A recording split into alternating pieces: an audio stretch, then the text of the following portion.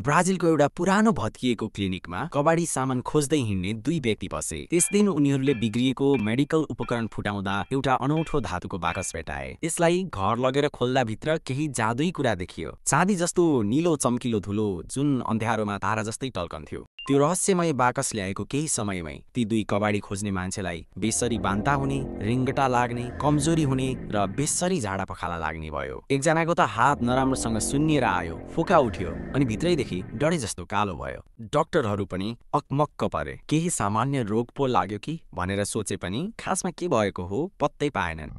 त्यो अचम्मको वस्तु देवेरा आल्भेन्स फरेरा भन्ने मान्छेको कबाडी पसलमा बेचिन्छ। त्यसको चर्किएको भागबाट चम्किलो नीलो रङ्गको अत्यन्त आकर्षक धुलो निस्कियो। उनले उक्त पदार्थ आफ्नो परिवारलाई देखाउन घर लगे। त्यो रात उनको घर अँध्यारोमा मधुरो रूपमा चम्किरहेको थियो।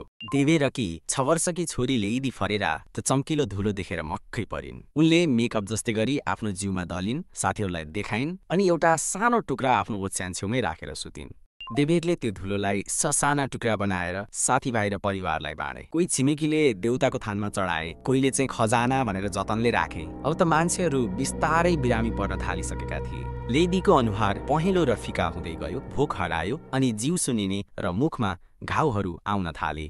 लक्षणहरू चुपचाप फैलिरहेका थिए। मुखमा घाउ, ज्वरो, छाला जाने। पुरै घर परिवार नै अचम्मको नबुझिने किसिमको बिमारीले थला पर्न थाले। लेडीको हालत त झन् साह्रै बिग्रियो। उनको कपाल थुप्रो थुप्रो झर्न थाल्यो अनि छाला एकदमै दुख्ने गरी जान थाल्यो। मान्छेहरूले श्राप लाग्यो कि भनेर कानेखुसी गर्न थाले, तर के भएको हो भन्ने कसैलाई थाहा थिएन। त्यसको खतराबाट अझै अनजान देवेरले त्यो चम्किलो धातुको केही टुक्रा शहरको अर्को कबाडी पसलमा बेचिदिए। त्यो नदेखिने बिमारी चुपचाप त्यसैसँग फैलियो। जब धेरै परिवारहरू बिरामी पर्न थाले, डर शङ्कामा बदलियो। श्राप लाग्यो वा कसैले विष खुवायो भन्ने हल्ला फैलियो। छिमेकीहरूले फरेरा परिवारलाई बोक्सीको आरोप लगाए। कसैले नबुझेको कुराको लागि देवेर र उनकी श्रीमतीलाई दोष दिइयो।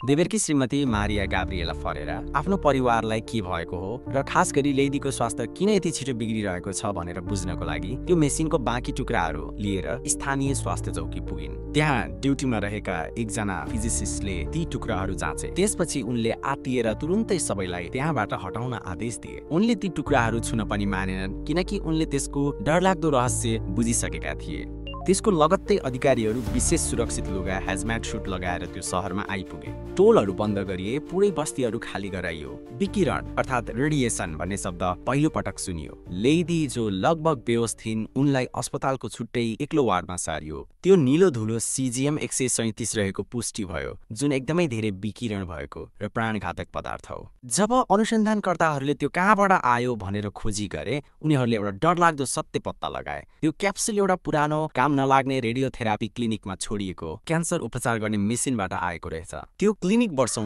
पहिले बन्द भएको थियो र त्यसको खतरनाक सामानहरू ठिकसँग व्यवस्थित गरिएको थिएन। दुःखको कुरा त्यो ठाउँको सुरक्षा गर्न खटाइएको गार्ड काममा आउन छोडेको रहेछ। यदि ऊ त्यहाँ हुन्थ्यो भने कबाडीवालहरू त्यहाँ पस्ने थिएनन् र यो डरलाग्दो घटना सायद कहिल्यै घट्ने थिएन।